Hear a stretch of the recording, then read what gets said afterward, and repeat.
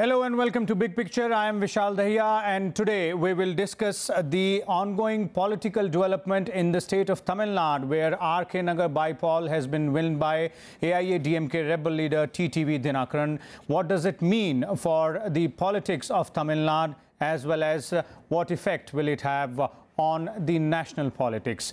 The southern state of Tamil Nadu is witnessing hectic political activity. Sidelined AIADMK leader TTV Dinakaran won the R.K. Nagar Assembly bypoll on Sunday with a thumping margin of 40,707 votes, defeating the official candidate of AIADMK. DMK candidate also stood a distant third and lost his deposit in the electoral battle on former Chief Minister J. Jayalalitha's turf.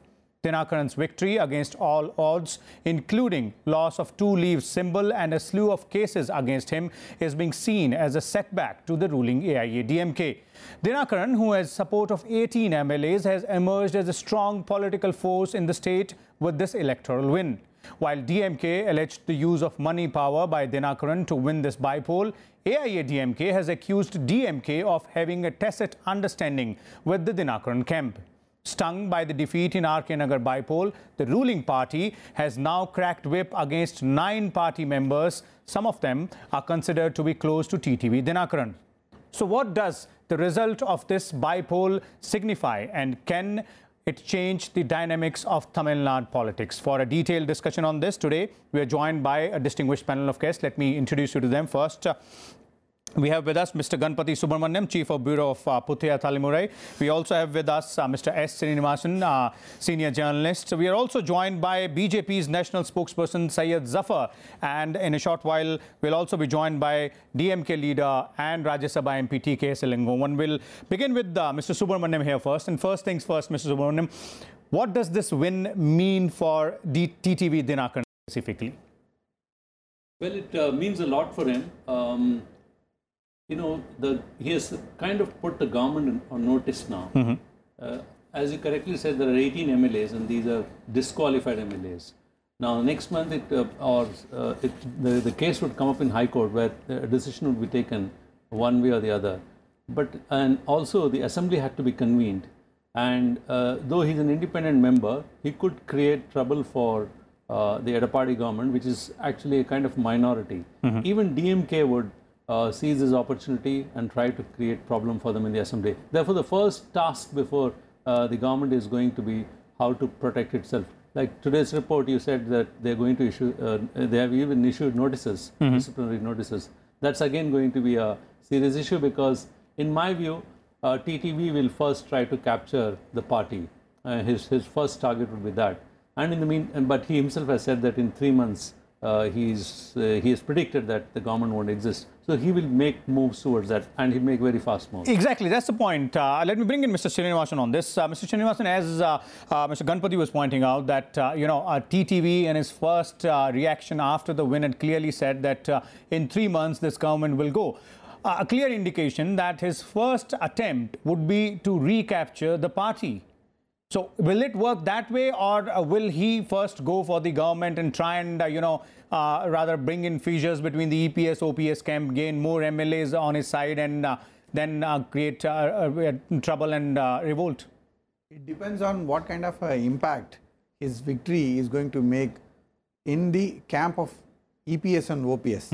If there are people who are now willing to shift from the ruling camp to the rebel camp, then TTV Dinakaran will first try and make sure that he destabilizes the government. Because as far as the party is concerned, there is one case which is still pending before the Election Commission. The two leaves case has been decided. The symbol has gone to the EPS OPS camp. But there is another case which is pending about the General Secretary and the control of the party. If that one goes in favor of Dinakaran or from the other side, that will decide who will control the party. Ultimately. But right now, what's going to happen in the next assembly session? When are they going to call the assembly session? What will happen? Will the rebel MLAs be allowed to vote? As Mr. Srinivasan said, the High Court decision is going to be very important. So, therefore, Dinakaran will first try to destabilize the government, create a scare and then capture the party also. Okay. That may be his strategy at the moment. At the moment. And as Ganpati also pointed out, that DMK seems to be a very important player out here. It might go ahead and seize the opportunity. We're joined by a senior leader of the DMK and member of parliament in Rajya Sabha, Mr. TKS Elangovan. On Skype. Mr. Elangovan, it was a wonderful opportunity for your party to, win the seat which was held by the former Chief Minister J. Jayalalitha. But unfortunately, your candidate came a distant third with just 14% vote, forfeiting his deposit. What might have been the reasons and allegations also against your party by AIADMK is that you seem to have colluded with the TTV Dinakaran camp?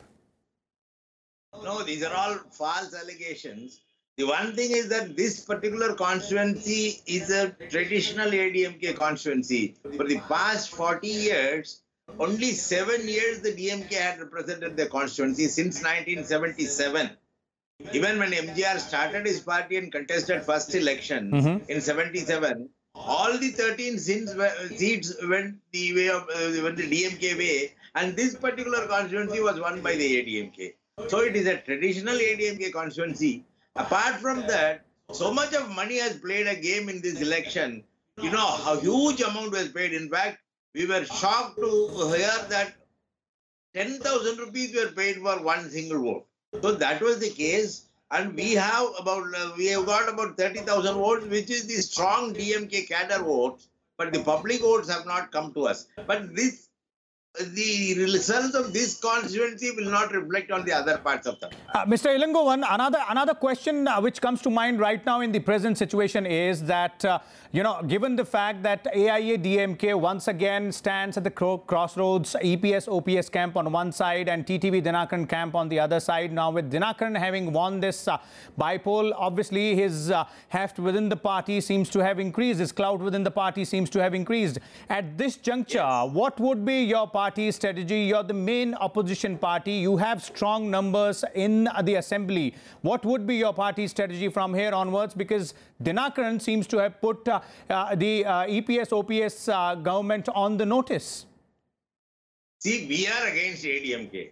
Whether the Dinakaran could muster some more support from the existing ruling group, he cannot form government. If at all even he forms the government also, since we are the opposition party, we will oppose them. We will not allow them to run the government as per their wish. We want a good government. We will criticize the government on its wrongdoing, and we will not pose faith in this government at any point of time.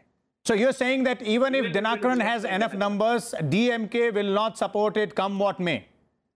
Yes. Okay, let me bring in BJP's national spokesperson Syed Zafar as well, who has joined us from the BJP headquarters. Mr. Zafar, very interesting situation developing in Tamil Nadu. Your party has been trying to make forays into this southern state for quite, some time now, and this particular development doesn't seem to have helped your party's prospects in the state of Tamil Nadu. That's what the analysts say.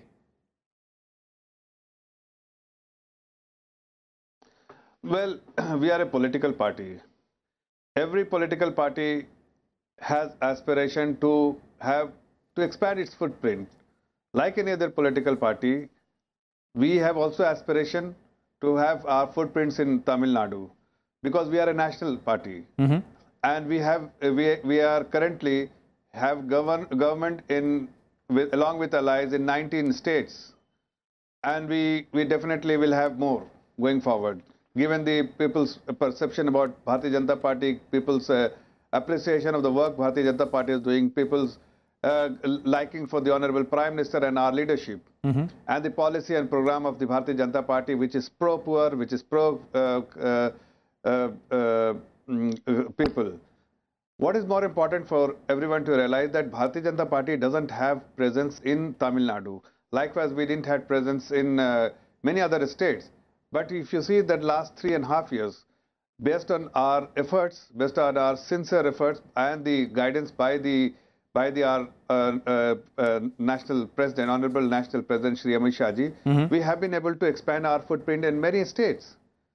And definitely in Tamil Nadu, it's our aspiration, and that we will not be demoralized with the result or the outcome of this particular election result, because it's one constituency which, as somebody was saying on the panel, that historically it is somebody's bastion. Okay, it might be somebody's bastion, Mr. Zafar, but the important point here is, Mr. Zafar, that if you look at this particular bypoll result, then what analysts are pointing out is that this is seemingly a rejection of the EPS-OPS camp of the AIADMK, which is right now ruling the state. Now, that particular camp is seen to be, having a very cordial relation with the BJP. So, is that sort of a setback for your party, and that would rather force you to go ahead and mold your strategy accordingly, given the fact that 2019 elections are also not too long away? Well, if you see and do a back testing of our the center-state relationship, because we strongly believe in cooperative federalism, and the Honorable Prime Minister has very clearly stated, not once, many more times, that we strongly believe in cooperative federalism, and the relationship between state and center is probably the best ever seen in any state, irrespective whether it's a BJP governed state or elsewhere, other political party has been ruling there. But whether it's OPS, CPS, whether XYZ, whether it's any other political party, it doesn't matter, because the relationship with the incumbent government, with the center, they will continue to enjoy as they're enjoying today. Because with our party and our government is strongly advocated for a cooperative federalism, and every state, independently, whichever party has won the election, must work for the development and welfare of the people of that state. And the Government of India, under the leadership of the Honorable Prime Minister, has always supported, will continue to support. And we, as political party, we definitely enjoy good equation with everyone, and we will not discount that. So clearly what you're pointing out, Mr. Zafar, is that there is no politics in the cordial relation which BJP shares with the EPS-OPS camp of the AIADMK, a stand which has been repeated time and again by the BJP. Let me bring in Mr. Ganpati on this. Mr. Ganpati, obviously a very, interesting analysis which has come across, which I was pointing out to Mr. Zafar, is that how will it, pan out for the BJP? But the BJP's official stand is pretty clear that their cordial relation with EPS-OPS camp that is in the realm of center-state relations. Do you agree with that, or is it things are going to be become more difficult for the BJP? Yeah, let me correct. I'm Srinivasan and he is Ganpati. Yeah, please, Srinivasan. See, the thing is, BJP is being very disingenuous with this argument. I think they should open their eyes. Whatever he described about BJP's performance in 19 states and all that is true. But as far as Tamil Nadu is concerned, they've hit a wall. They're unable to breach. And, the relationship, the federal relationship is very important for Tamil Nadu. Tamil Nadu is a state where traditionally politico-economic decision making, and they believe in federalism very strongly, and they believe in a certain autonomy. Now, the problem here is AIADMK, these 15 months or 17 months, whatever Edappadi has ruled, has been seen as a rubber stamp of Delhi. The rubber stamp is not the expression, it's not my word. This is being used by Subramanian Swamy, BJP's own party leader. He is the one who used this expression yesterday. So, it's very clear in Tamil Nadu that the BJP from the center is trying to direct the state government there. And that's one reason that's the kind of, that's what probably even Dinakaran used as kind of somebody who can stand up to, because he was the one, who was constantly criticizing. But again, he was very careful. He didn't overtly criticize on ideological grounds, but he kept on saying about how center is trying to interfere. That's one thing which he used very effectively. He used it even more effectively than DMK. So this argument is not very ingenious. The second, DMK's defense of saying that it's a bastion. Yes, it's a bastion of RK Nagar has been a bastion of AIADMK for a long time. But there are certain facts here need to be remembered. The consolidation of entire opposition was in favor of DMK. The left parties, Congress, VCK, they all came together. That's one. Second, again, here was an opportunity for DMK to really, since they are saying that the state government is not performing, and whatever discontent would have been that, obviously, they could have tried to encash on that, and they should introspect on that issue, why they have not been able to do that.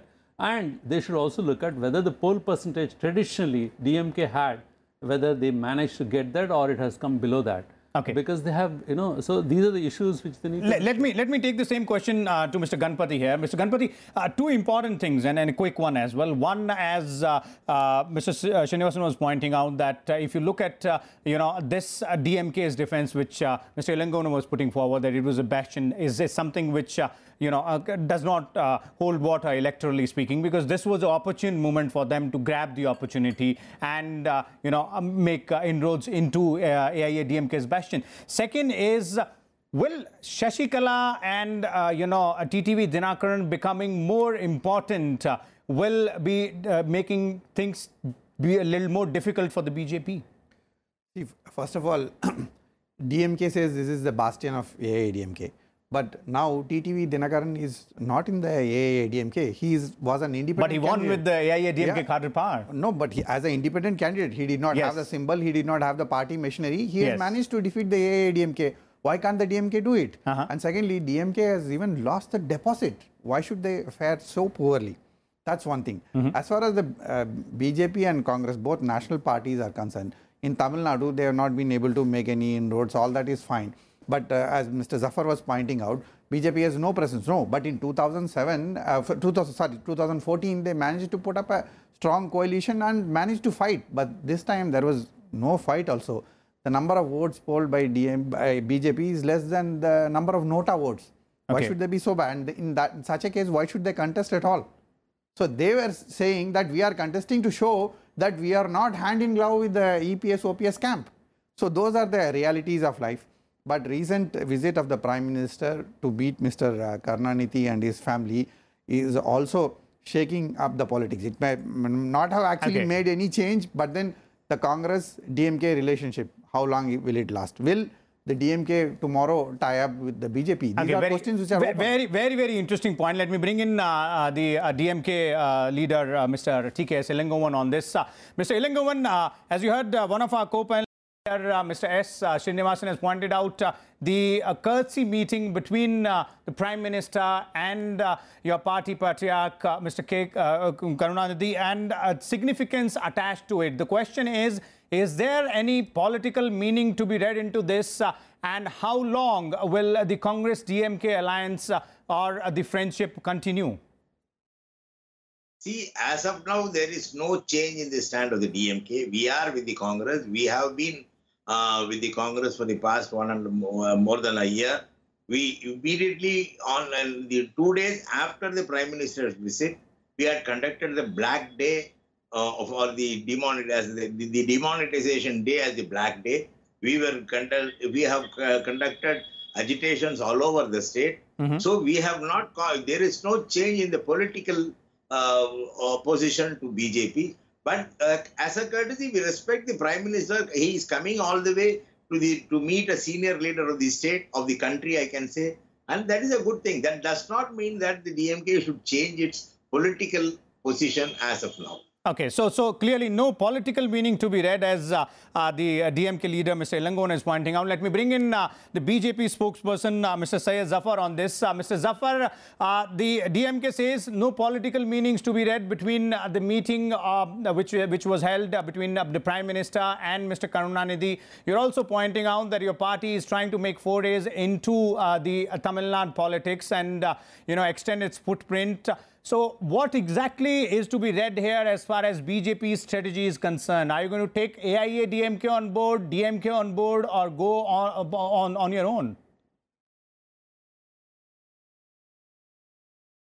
Well, let me respond to both the questions. As far as Bharatiya Janata Party's aspiration is concerned to expand its footprint in Tamil Nadu and other states, that efforts will continue. Alliance or no alliance, our efforts will continue, as we have demonstrated this time that we fought election independently away from any alliance. Having said that, let me tell you that what the future lies for Bharatiya Janata Party and other political party based in Tamil Nadu in terms of alliance, I will not be able to comment. That it is for the leadership to take a call at the appropriate time. But let me tell you one thing, that it cannot be construed anything politically when the Honorable Prime Minister, who is a statesman, and paying a visit to another statesman who is much older in his age and in politics as well. So I think that should not be seen, because Mr. Karunanidhi is a very senior politician, is a very seasoned politician, is a known face, and somebody who has been in the Indian politics for ages. And the Honorable Prime Minister having visited there, if he's paying a visit, I mean, that he should see that only it's a courtesy meeting which the Honorable Prime Minister paid to a senior veteran politician of this great country. Okay, so and clearly, I think anything beyond that, if somebody is construing, is something which is anyone's speculation. At this stage, all I can say that Bharatiya Janata Party is a national party. It is having a footprint in many states. There are some states where we are not as strong as we want to be, we desire to be, and we will put in our sincere effort to ensure that we have footprints in those states as well. Like we have, if you see in Kerala, the vote bank for Bharatiya Janata Party has significantly gone up. Even in Tamil Nadu, if you see, our vote bank has improved from nowhere. Today we have in 2014 election as well as recently concluded election, at least we have some vote base, and we are very confident. Okay, so clearly it looks like what Mr. Zafar is pointing out here is that BJP would want to go ahead and chart its own course. We'll come back to you, Mr. Zafar, but let me bring in Mr. Ganpati again on one particular aspect. This particular election, it was just a bypoll of one particular constituency, but it was not considered as an ordinary election or an ordinary bypoll. Now, with TTV Dinakaran again emerging on the scene, the question here is, both of you pointed out that he would most likely in his strategy go for the party first and then for the government. Are there going to be fissures within the EPS-OPS camps as well? Because we've seen how both of them were completely against each other. Then they came together for the sake of saying AIADMK to be kept together. So is there the possibility that there might be fissures within the EPS-OPS camp as well? Definitely. What you are saying is very pertinent, because already people within the OPS camp have been saying very openly that minds have not met yet. The two groups may have come together, but they are not working as one group. So that difficulty is there, and that will become an advantage for Dinakaran whenever he tries to break the EPS-OPS camp and claim that he is the real DMK. This election is the first step, and this election is very important also because this is Jayalalitha's constituency. It is not any other constituency. Jayalalitha's constituency he has managed to win, and with a higher margin as an independent candidate. So therefore, he will definitely say, I am the legal heir to MGR, I am the legal heir to Jayalalitha. Therefore, all these guys should be kept out of the party and the government. He will try to break the party, he will try to pull down the government. Now, all the opportunities are open for him. All the opportunities open. Quick parting comments from you, Mr. Srinivasan, on the AIADMK scenario as well as the entire state. TTV's victory has opened huge possibility in Tamil Nadu politics. And, the next 2018 is going to be very interesting. 2017 was full of turmoil, and this political turmoil is not going to end very soon in 2018. Because now it has also to be seen whether the government would continue, and will there be a short spell of president's rule or governor's rule, whatever. Even that would be a possibility. Because obviously there are going to be, their attempts will be made to destabilize the government. So there'll be a lot of action. Okay, so clearly it looks like that the results of the RK Nagar bypoll does hold a lot of significance in the world of Tamil Nadu politics. However, it might be premature to assume as of now as to the RK Nagar bypoll election results point towards the entire mood of the entire state of Tamil Nadu, but it obviously gives some more push or some more boost to the Sasikala faction of the AIADMK in its fight or in its quarrel with the EPS-OPS camp on who is claiming the legacy of former Chief Minister J. Jayalalitha. We will see, and we might see some more dramatic turns in the world of Tamil Nadu politics. We'll stay tuned. Keep watching Rajya Sabha Television.